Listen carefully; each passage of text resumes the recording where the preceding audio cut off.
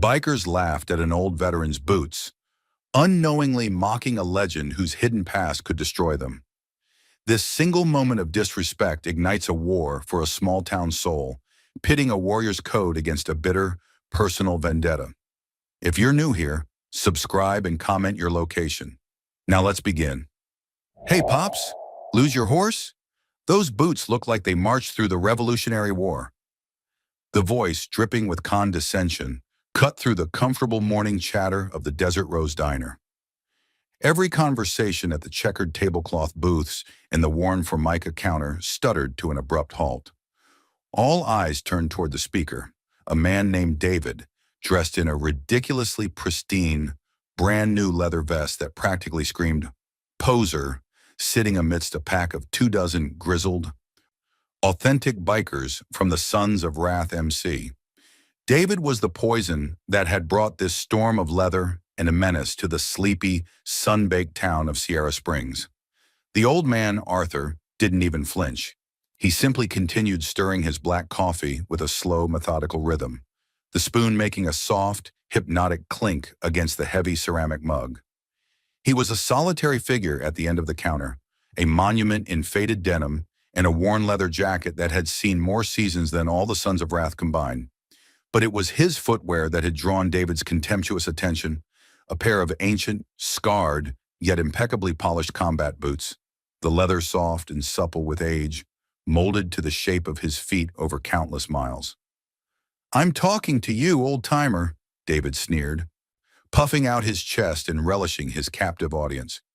He was a corporate raider from Omni Development, a faceless conglomerate hungry for the land Sierra Springs sat on, and he'd hired the Sons as his blunt instrument of intimidation. Mocking the local color, breaking their spirit piece by piece was all part of his psychological playbook. "Seriously, where'd you dig those relics up? A museum of pathetic, outdated history?" A few of the younger, more impressionable sons, like a hot-headed, eager-to-please prospect named Leo, chuckled nervously, but the sound was strained, forced. Their president, a mountain of a man named Marcus, who bore a Marine Corps eagle, globe, and anchor tattooed prominently on his corded forearm like a badge of a different life, remained silent. He didn't laugh. His eyes, sharp and assessing, were fixed on the old man's ramrod straight back, a faint, uneasy line forming between his brows. There was a quiet dignity to the old man that set off alarm bells in Marcus's soldier-honed instincts. Arthur took a slow, deliberate sip of his coffee, the mug looking almost comically small in his large, work-roughened hands. He placed it down on the counter with a quiet, yet definitive click that echoed in the sudden hush. Then, with a sigh that seemed to carry the weight of 1,000 yesterdays and 100 silent battles, he slowly, stiffly, swiveled on his stool to face them. His face was a topographical map of a life lived hard and on the edge, etched with canyons of wrinkles and mesas of old scars.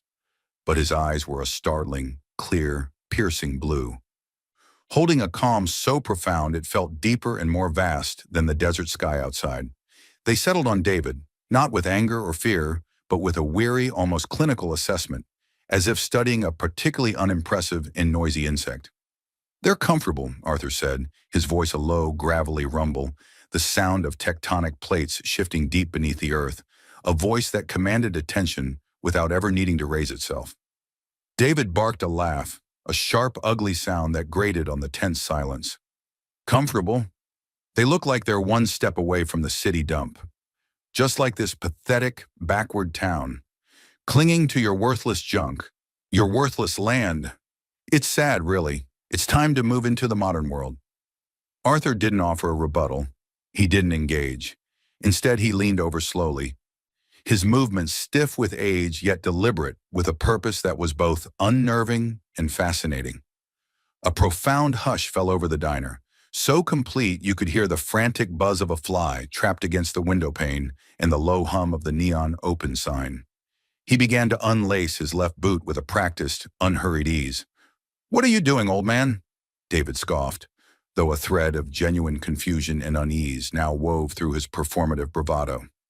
"Trying to prove they're full of holes? We can all see that plain enough." Arthur ignored him completely, as if he were nothing more than background noise. He pulled the heavy, well-worn boot off, revealing a thick, gray wool sock. Then he performed an act that sealed the room in a vacuum of absolute breathless silence. He reached inside the boot, his gnarled, powerful fingers searching for a moment with an intimate, familiar knowledge before finding their target. With a gentle, almost reverent pull, he removed the worn leather insole. He held it up, not toward the sputtering, red-faced David, but directly toward Marcus, the biker president. Stamped clearly into the leather, faded by decades of sweat, blood, and countless miles of marching over every kind of terrain imaginable, but utterly unmistakable, was the crest of the United States Army Special Forces. The iconic, feared downward-pointing sword crossed by 3 lightning bolts. A beret flash, and below it, stenciled in ink that time and hardship had almost erased, was a name, Pendleton, A., and a designation that made the very air in the diner crackle with electricity, SFOD. Marcus, the president of the Sons of Wrath, went perfectly, utterly still. All the color drained from his face, leaving his normally tanned skin a sickly shade of pale. His own military service had been brief, a 4-year stint in the Marines that had seen some action, but it had been long enough and intense enough to brand into him a profound, bone-deep, almost holy respect for the men who wore that specific, legendary insignia. SFOD Delta Force, the absolute tip of the spear, the best of the best. The men who went into the mouth of hell when everyone else was running the other way. The ones who did the jobs no one else could or would. They were myths, ghosts, whispered about in hushed tones, and here one sat, in a dusty roadside diner, being mocked by a suit who wouldn't last 5 minutes in their world. He stood up, his chair legs screeching in protest against the linoleum floor. The sound unnaturally loud. His massive frame seemed to block out the sun streaming through the diner window. He looked from the insignia, a symbol of a level of commitment, skill, and sacrifice he could only dimly comprehend, to Arthur's calm, unwavering, ice-blue eyes. And he saw the truth in them. This was no ordinary old man. "You will shut your mouth."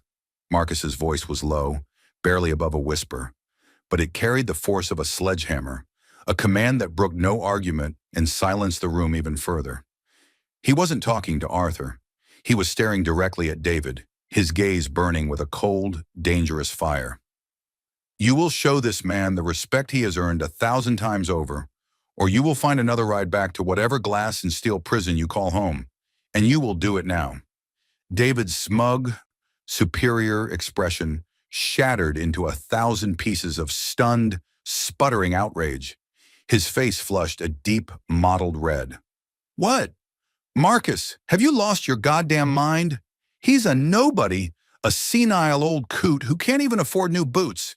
He is Delta," Marcus interrupted, his voice dropping to a deadly guttural whisper that seemed to suck all the oxygen from the room. "You have no idea what that means. You couldn't possibly comprehend it. Your tiny world of spreadsheets and profit margins doesn't have a box big enough to fit what this man is. I have a small idea, and it commands respect, the kind of respect you buy with blood, not money. Now you will sit down, you will shut your mouth, or you will get the hell out of my sight. Final warning." The power dynamic in the room didn't just shift, it inverted, exploded, and reformed entirely in the space of those few seconds. The bikers who moments before had been David's intimidating, leather-clad entourage now looked at the old man with a mixture of raw awe and primal fear. They looked to their president, whose loyalty had just publicly and violently pivoted from a deep-pocketed client to a stranger in a pair of old boots. This was a code they understood, deeper than any business contract. Arthur held Marcus's intense gaze for a long, weighted moment, a silent conversation passing between them in the space of a heartbeat. A language of service, sacrifice, and a shared understanding of a world David Thorne would never be able to access, a world where your life depended on the man next to you. Then Arthur gave a single, slow, deliberate nod of acknowledgement. He carefully, almost ritualistically, replaced the insole, pulled his boot back on, and began to lace it up with the same deliberate, unhurried motion, as if the entire dramatic interruption had been nothing more than a minor inconvenience. He then turned back to his coffee, his posture making it clear the conversation was irrevocably terminated. The spectacle was over.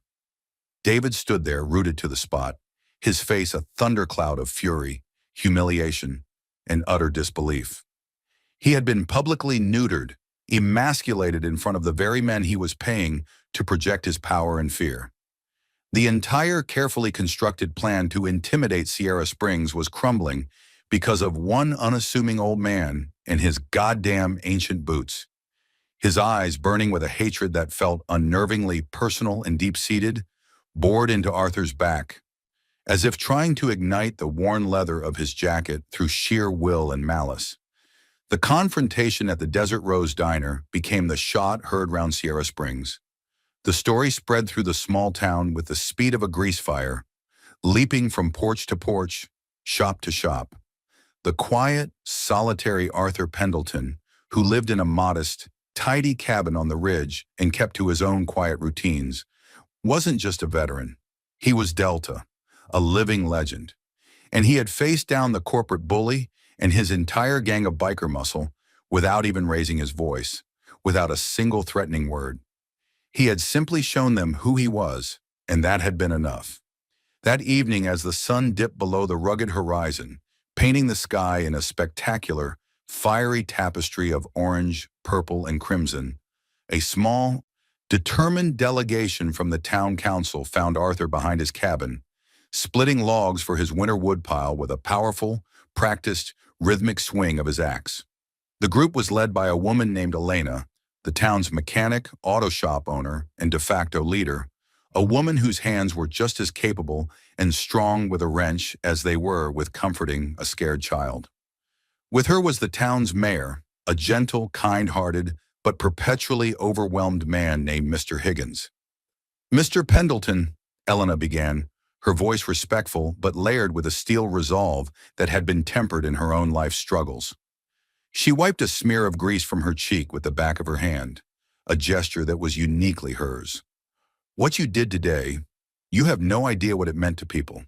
You gave this town its backbone back. We're forming a resistance committee. We want to fight omni-development, and we were hoping, we were praying, you'd lead it." Arthur sunk the axe head deep into the thick stump with a solid, satisfying thwack and wiped his brow with a faded red bandana. "I'm not a leader, ma'am." "You are, whether you want the title or not," she replied, her gaze steady and unflinching, meeting his blue eyes without a trace of fear. "They're terrified of you. That David guy, he looked at you like you were his own personal ghost, a nightmare made flesh." She took a step closer, the scent of motor oil, honest sweat, and the clean, dry aroma of desert sage clinging to her. "My brother was Army, 101st Airborne, Screaming Eagles. He told me stories about the quiet ones, the professionals who didn't need to shout to command a room, whose presence alone could change the air pressure. We need that quiet strength, Arthur. We're just mechanics, teachers, and farmers. We don't know the first thing about fighting something like this, something this soulless." Arthur looked past her, his gaze sweeping over the quiet, vulnerable town nestled in the valley below. He saw the simple white church spire, the warm golden lights flickering on in kitchen windows as families gathered for dinner, the neat geometric rows of fields that had been nurtured by generations of the same families, their roots sunk deep into this hard, beautiful land. He had come to Sierra Springs to forget war, to bury the past, to find a sliver of peace in the vast, forgiving silence of the desert. But true peace, he had learned long ago, was not something you found like a lost coin. It was something you built day by day, something you protected with your own two hands, and if necessary, with your life. "I'll advise you," he said finally, his voice quiet but firm, the decision made. "I won't lead you, but I'll show you how to fight."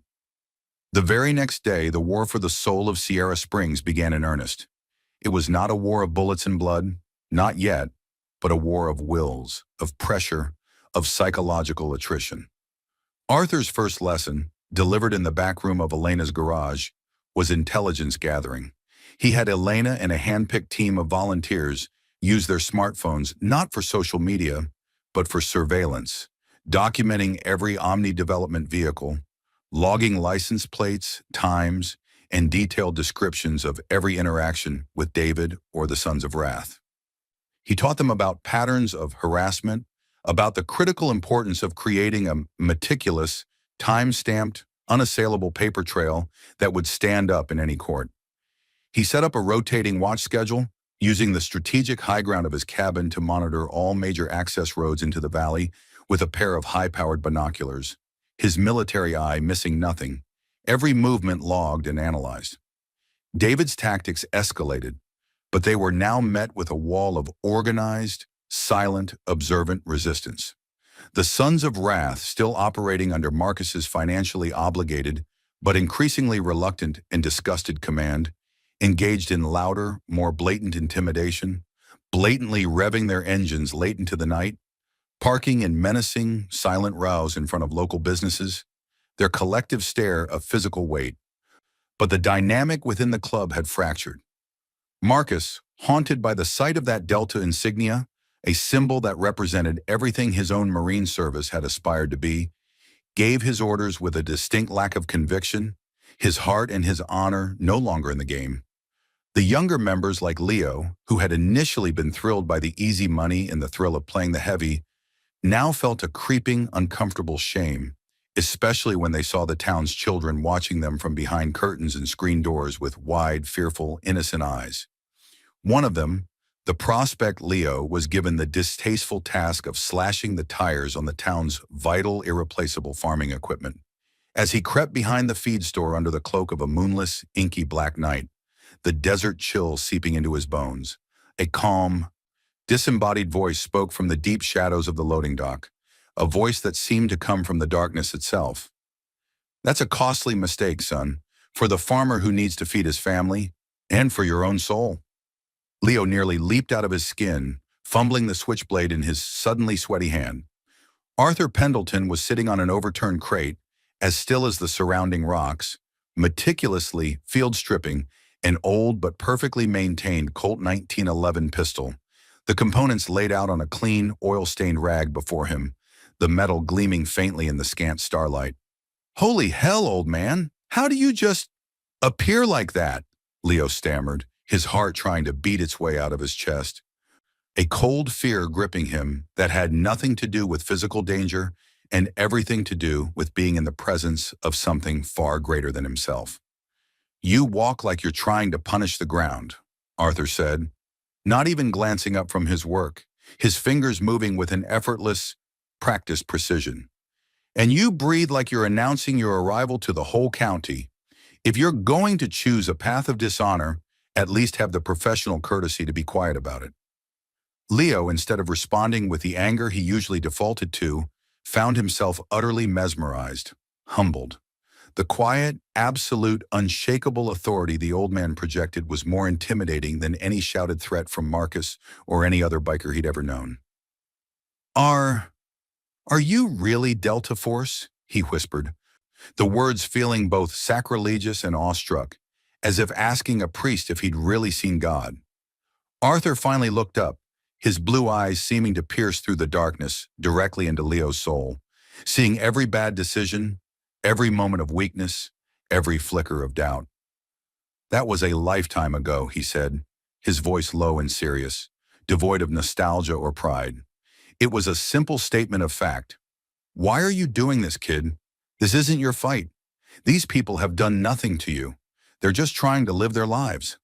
Leo shuffled his feet in the dust, suddenly looking every bit the lost, confused boy he was beneath the tough guy facade. "The money's, it's more than I've ever seen, more than my old man made in a year. And Marcus, he said the club needed the capital, for expansions, new bikes, for our future." "There's building a future," Arthur said, his voice dropping even lower, becoming almost paternal. "And there's burning down someone else's future to warm your hands.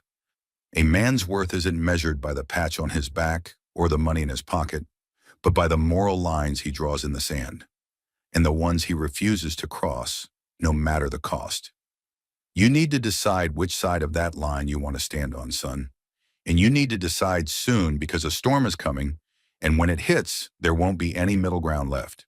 He stood up, assembled the pistol with a series of smooth, practiced, lightning-fast clicks and slides that sounded unnaturally loud and final in the silence, holstered it at the small of his back with a motion that was pure muscle memory, and tossed a small, hand-whittled piece of wood to Leo. It was a perfect, intricate, beautifully carved miniature of the Special Forces crest. Then without another word, he turned and seemed to simply dissolve back into the shadows from which he came, leaving no sound, no trace, as if he were a ghost. Leo stood frozen for a long time, holding the wooden crest, the weight of it feeling immense in his palm, the switchblade, and his forgotten, shameful mission lying in the dirt at his feet. The encounter was a seed planted deep in the fertile soil of a conflicted conscience, and it had already begun to take root. The conflict reached its first true, public boiling point at a town hall meeting held in the local school auditorium. The room was packed, the air thick with anxiety and a newfound fragile determination. David, livid at the town's unexpectedly organized, resilient, and frustratingly passive-resistant opposition, stormed the meeting with a hand-picked group of his most loyal, intimidating sons of wrath, their heavy boots stomping on the polished floor. "This is your final warning," David shouted, his face a mask of pure, unvarnished rage that seemed to go far beyond a simple business negotiation, a rage that was personal, festering, and deeply unhinged. "Sign the goddamn papers, or we will systematically dismantle this pathetic, backward little town, brick by fucking brick. We will burn it to the ground and piss on the ashes." The townsfolk recoiled as one, a wave of fear passing through them. But Elena stepped forward, planting her worn work boots firmly on the scuffed wooden stage, a mechanic facing down a grizzly bear. "The answer is no, Mr. Thorne. Now I'll ask you to leave. This is a private town meeting. You are not welcome here." David's eyes widened for a fraction of a second, a flicker of shock and something else. Recognition at the use of his real surname, a detail he'd carefully kept hidden from these simple folk. He recovered with a vicious sneer, stepping deep into her personal space, using his height and his proximity to intimidate. "Or what, mechanic? You and your committee of cowardly sheep will make me? You'll get your hands dirty." It was then that Arthur, who had been standing motionless and observant near the fire exit at the very back of the hall, a shadow among shadows, moved. He didn't rush. He didn't yell. He simply walked forward, his old combat boots making a soft, rhythmic, almost metronome-like thud on the wooden floorboards, a sound that cut through the panic and commanded attention. The crowd parted for him without a sound, a human Red Sea yielding to an unstoppable, inevitable force. He walked right up to David, stopping so close their chests were almost touching, invading the younger man's space with an unnerving, absolute calm that was more threatening than any shouted threat. "The lady asked you to leave," Arthur said, his voice still quiet, but it now carried the sharp, cold, unmistakable edge of a razor being drawn slowly from its sheath, a promise of violence held in check by will alone. David, emboldened by the presence of his biker escort and his own towering ego, let out a contemptuous, nervous laugh and jabbed a finger hard into Arthur's sternum. "And what are you going to do about it? You washed-up old relic? Huh? Your war is over. You're a museum piece, a nobody, a has-been who lives in a shack." Arthur's hand moved with a speed that was almost a blur, a fluid, economical motion that was more instinct and training than conscious thought. He didn't throw a punch. He didn't need to. He simply captured David's offending wrist in a grip that felt like it was made of forged iron, his thumb pressing down with precise, brutal, clinical efficiency on a specific, excruciating nerve cluster. David gasped, a strangled, pathetic sound, his face instantly draining of all color, his knees buckling as a wave of nauseating, blinding pain shot up his arm. It was a move of absolute, humiliating control, designed to inflict maximum compliance with minimal, almost surgical force. It was a message written in pain. My war, Arthur said, his voice dropping to a whisper that slithered into David's ear alone, a serpent's promise, is eternal. And it is always with men like you. Bullies, cowards who hide behind money and hired muscle. Men who have never earned a single thing of true value in their entire pathetic lives. Now you have a choice. You can walk out of here on your own 2 feet with what little dignity you have left, or I can carry you out. The choice is yours, but you have 5 seconds to make it. The charged electric silence was shattered by Marcus's voice, hard and flat and final. David, we're leaving. Now. The command left no room for debate. The sons of wrath, seeing the unyielding stone in their president's eyes and the terrifying competence in the old man's quiet stance, reluctantly moved forward. They had to physically intercede, pulling a seething, humiliated, and pain-racked David Thorne from the auditorium, his screams of incoherent rage and promises of vengeance echoing down the empty school hallway. Later that night, long after the town had settled into an uneasy, watchful quiet, a lone figure approached Arthur's cabin, its outline stark against the star-drenched sky. It wasn't a son of wrath. It was David. He held no weapon, only a bottle of obscenely expensive Louis XIV cognac, a pathetic, transparent peace offering. A truce, David said, his voice strained. A painfully transparent, fake smile stretched across his face like a poorly fitted mask. I think we started off on the wrong foot, a simple misunderstanding between businessmen. Arthur stood on his porch, a stark, unmoving silhouette against the single, warm light burning in his living room window, a solid shadow against the infinite, cold canvas of the desert night. There was no misunderstanding, Thorne. State your real business. I'm tired. The smile vanished, wiped away like dirt from a window, revealing the raw, festering hatred beneath. David's eyes, now that the facade had dropped, burned with a decades-old, bitter resentment that finally surged to the surface, poisoning the air between them. Pendleton, Arthur Pendleton. I should have recognized the name the second I heard it in the town records. My father was Colonel James Thorne. Does that name ring a bell for you? Or have you left so many broken men in your wake that you can't keep track of the bodies?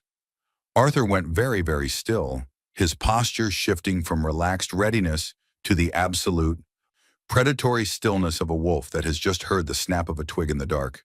The name landed in the quiet night not like a name, but like a live grenade, its pin pulled, rolling into the center of his hard-won peace. Colonel James Thorne had been his commanding officer, a brilliant, hard, fiercely disciplined, and respected leader, a man Arthur had looked up to, a man he would have followed into the gates of hell itself, until a covert, black ops mission in a god-forsaken, nameless jungle went catastrophically, hellishly sideways. Under a storm of unexpected, overwhelming, and brutal enemy fire, the colonel's mind had locked. He had frozen, his command dissolving into chaos and panic, leaving his team, including a young Sergeant First Class Arthur Pendleton, trapped, surrounded, and bleeding out in the mud. Arthur had taken command in the vacuum, using every ounce of his training, his will, and his soul to get most of them out alive. But the colonel was quietly, disgracefully discharged for cowardice under fire. The official record was sanitized, a medical discharge, but the stain, the shame, was a poison that seeped into the rest of his life. He never came back from that, David spat, the venom now overflowing, a geyser of long-suppressed fury. Not really. He was a hollow man after that. He drank himself to death, night after night, for 10 long years, and every single night he talked about you. About the great, the perfect, the infallible Arthur Pendleton. The man who could do no wrong, the man who did what he couldn't. You and your precious, sanctimonious Delta Force. You broke him. You were the ghost that haunted him to his grave. You and your silent, judging, superior stare. You were the embodiment of everything he failed to be. This was the real war. It had nothing to do with land, money, or corporate expansion. It was a son's twisted, furious, lifelong vengeance for a father's shame and suicide. David had specifically sought out the Omni development deal for Sierra Springs, precisely because his private investigators had told him this was where Arthur Pendleton had hidden himself away. The entire campaign of terror, the intimidation, the threats, it was all a proxy war, a long-conceived, meticulously planned attempt to destroy the man he blamed for his father's ruin and ultimate slow-motion death. The town was just collateral damage, a pawn in his obsessive personal crusade. Arthur looked at the bitter, broken, hate-filled man standing before him, shaking with decades of nursed rage, and for the first time, a flicker of profound, soul-deep sadness. An emotion far more complex and weary than pity crossed his weathered face. "Your father was a good man, David. One of the bravest I ever had the honor of serving with," he said, his voice low and heavy with the memory. "But war is a cruel, unforgiving beast that doesn't just break bones and spill blood. It breaks minds. It breaks spirits. It holds up a mirror to the deepest, darkest, most fragile part of a man's soul and forces him to look. Your father looked into that abyss, and the abyss, it stared back. It consumed him from the inside out. I didn't judge him. I grieved for him. I still do. I don't want your grief. I don't want your goddamn pity," David screamed, his voice cracking with the raw, unrestrained force of his hysteria as he hurled the priceless bottle of cognac against a nearby juniper tree, where it exploded in a spectacular shower of crystal shards and amber liquid that looked like splattered blood in the pale moonlight. "I want you to suffer. I will burn this entire shithole town to the ground. I will salt the earth they walk on, and I will make you watch every single second of it. I will destroy everything you give a damn about, everything you've tried to build here, just like you destroyed my father." He turned and stormed off into the consuming darkness, his ragged, sobbing breaths and the crunch of his furious footsteps on the gravel, the only sounds echoing back toward the cabin long after he was gone from sight. Arthur stood alone on his porch for a very long time. The ghosts of the past, which he had fought so hard to bury out here in the clean desert air, now swirling around him in a deafening, accusing cacophony, their cold fingers reaching for him from the jungle of his memory. The battle for the town's future had just transformed into a deeply personal, bloody siege against one old soldier's soul. He knew then, with a chilling, tactical certainty that settled deep in his bones like a winter frost, that David Thorne would not stop. He had crossed a line from which there was no return. The rules of engagement had been incinerated. The time for quiet resistance, for documentation and patience, was over.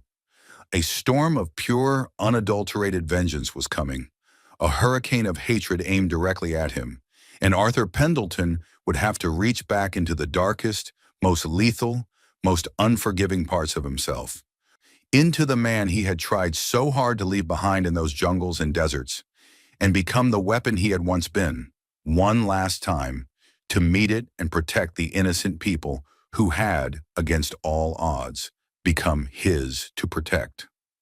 The silence after David's departure was heavier than any Arthur had known in the desert. It was the silence before the artillery barrage, thick with the promise of incoming fire.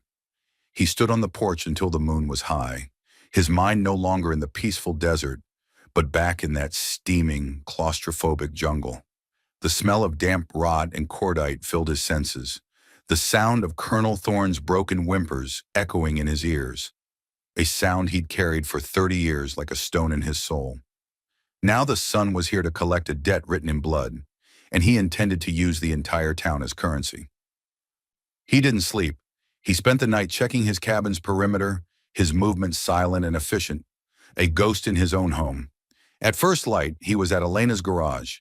He found her already there, a pot of strong, bitter coffee brewing on the workbench, as if she'd known he would come, as if she'd been waiting for him. "It's worse than we thought," Arthur said, his voice rough from the night's vigil. He told her everything. The frozen command in the jungle, the disgrace, the slow, agonizing suicide by bottle, the sun's all-consuming vendetta. Elena listened, her face growing pale but her gaze never wavering. She poured him a mug of coffee, her hand steady. So this was never about money. It was never about land.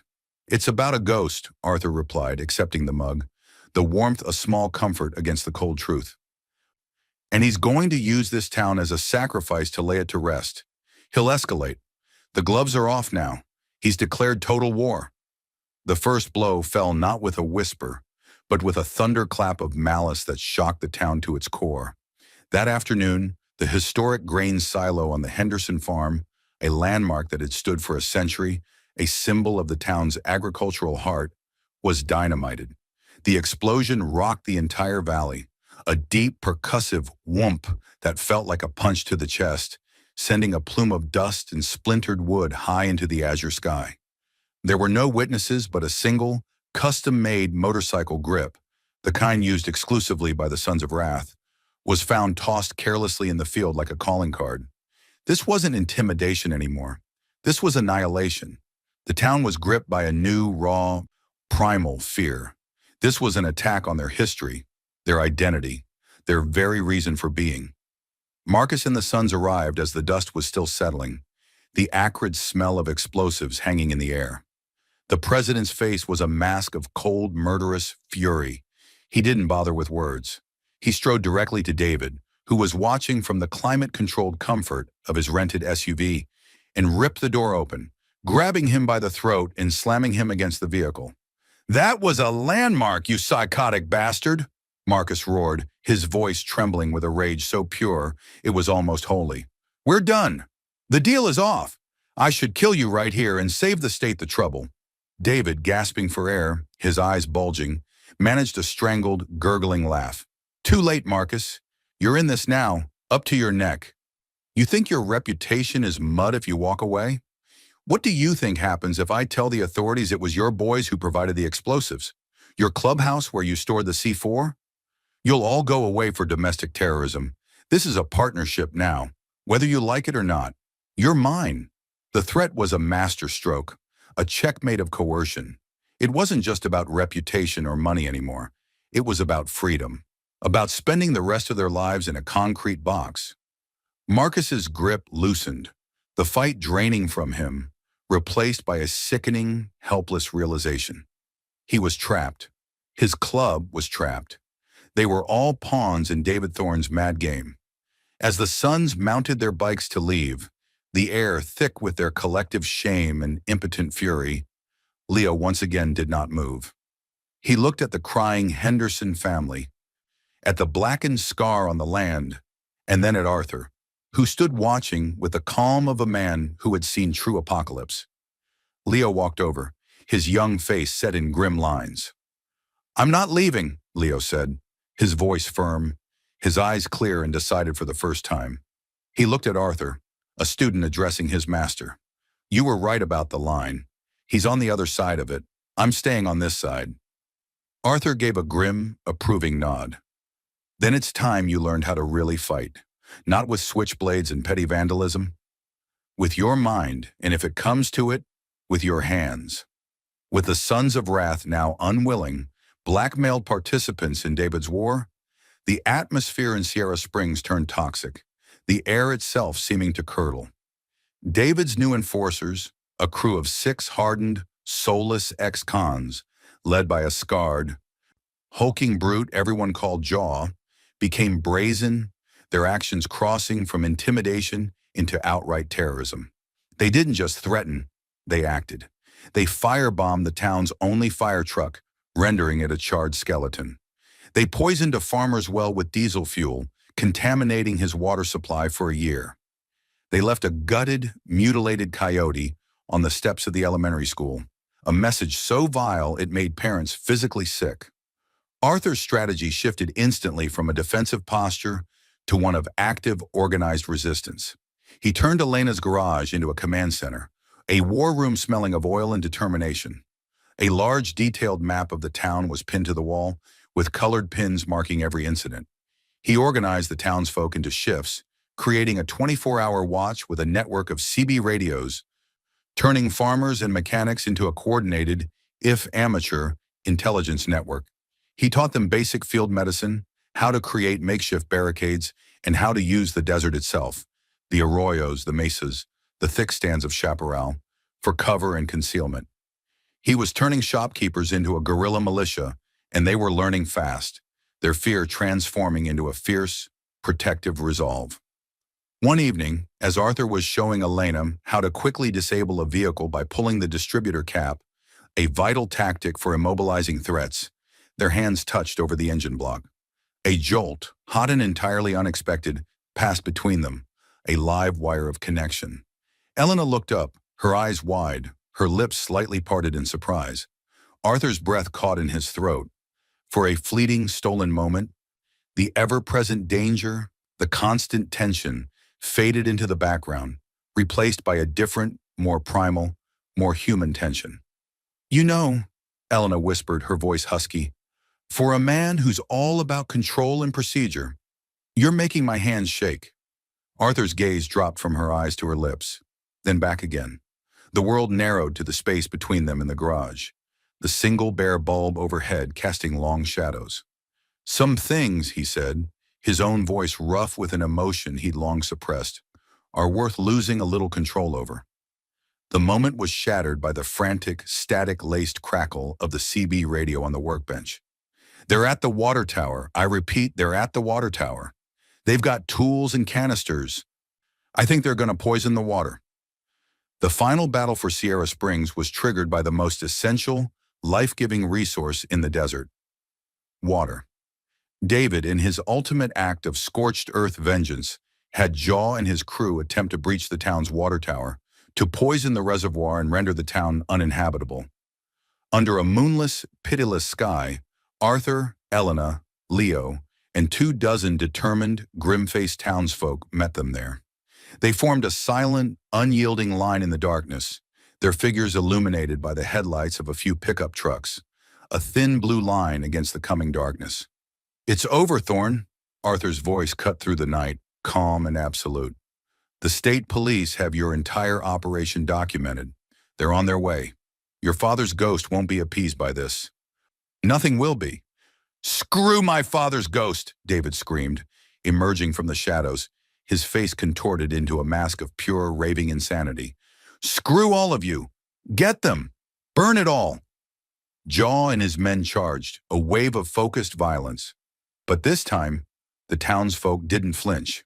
They stood their ground, and as the first enforcer reached them, a deafening, unified roar filled the air, a sound that was both terrifying and glorious. From every direction, from behind rocks and out of arroyos, the sons of wrath emerged. But they weren't there for David. They were there for the town. Marcus led the charge, his face a grim testament to his reclaimed honor, his club following him into a battle that would cost them everything, because it was the right thing to do. "This ends now," Marcus bellowed, his voice a clarion call as he tackled the massive Jaw to the ground, the two men becoming a whirlwind of fists and fury. A massive, chaotic, desperate brawl erupted at the base of the water tower. It was brutal and unforgiving. The townsfolk, fueled by a righteous fury, fought with a courage they never knew they possessed, using wrenches, tire irons, and sheer numbers to overwhelm Jaw's professionals. Arthur moved through the fray like a force of nature, a whirlwind of controlled, precise violence. He didn't kill, he disabled.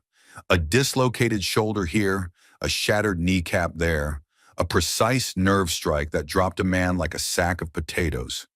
He was a surgeon on a battlefield of butchers, neutralizing threats with a terrifying, efficient grace. David, watching his world, his revenge, his very reason for being, collapse into utter chaos, finally snapped completely.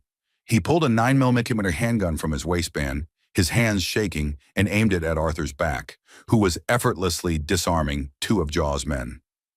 "This is for my father," he shrieked, his finger tightening on the trigger. But Leo, his eyes constantly scanning, seeing the threat, didn't hesitate. He launched himself across the intervening space, tackling David from the side with a desperate cry. The gun went off, the shot whining harmlessly into the night sky.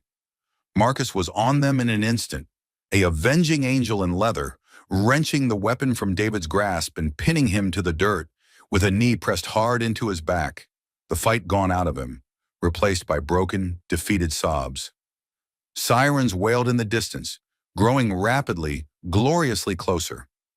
The state police, armed with the town's extensive, meticulously gathered evidence, swarmed the area, their floodlights cutting through the darkness, arresting David and his entire crew on a litany of charges that would ensure they never saw the outside of a prison again. In the aftermath, as the sun began to rise over a battered, bruised but unbroken Sierra Springs, painting the sky in hues of rose and gold, Marcus approached Arthur. Both men were streaked with dirt and sweat, their clothes torn, but they stood tall. "We're riding out," Marcus said, his voice hoarse. "We've got a lot to make up for, a reputation to rebuild. The right way." He extended a hand, a gesture of respect between warriors. "The Sons of Wrath owe you a debt we can never repay. This town," he looked around at the waking community, "is under our protection. From now on. Always. You need us. You call. We'll come." Arthur shook his hand, a firm, solid grip. A bond, forged in the crucible of conflict and redeemed honor, was sealed. They were from different worlds, but they understood the same code. Weeks later, life began to heal, slowly like a desert flower after a rare rain. The town rebuilt, stronger and more united than ever before. Leo became a full-patch member of the Sons of Wrath, his loyalty and courage having earned him the respect of the entire club. A living bridge between two worlds. And Arthur, for the first time, didn't watch from the ridge. He was in the town, his sleeves rolled up, helping to raise a new barn for the Hendersons, his quiet strength a part of the community's foundation. One evening he stood with Elena on the porch of his cabin, watching the lights twinkle on in the valley below. A constellation of hope and resilience. She leaned her head against his shoulder, her body fitting against his as if it were made to be there. "You know," she said softly, her voice a gentle murmur in the twilight, "Old Man Jenkins is finally selling his spread. It connects to your land. Lots of room. Room for a proper workshop. Maybe even a bigger house." She looked up at him, her eyes shining with a hope so bright it eclipsed the memory of all the recent darkness. Arthur looked down at her, at the beautiful, strong, resilient woman who had stormed the fortress of his solitary heart, and he felt the last of his ghosts finally quiet, their whispers fading into the peaceful desert night. He pulled her close, his arms wrapping around her, solid and sure, and finally completely home. "A bigger house sounds good," he murmured into her hair, his voice thick with an emotion he no longer feared, an emotion that felt like a new beginning. "As long as you're in it." He was no longer just a soldier, no longer just a guardian. He was a man who had finally found something, someone, to fight for and to live for. The war was over. Arthur Pendleton was finally, truly home. Thank you for watching. What would you do if your quiet town was threatened by a powerful outsider? Subscribe now and share your thoughts in the comments. Where are you watching from, and who would you want in your corner in a fight?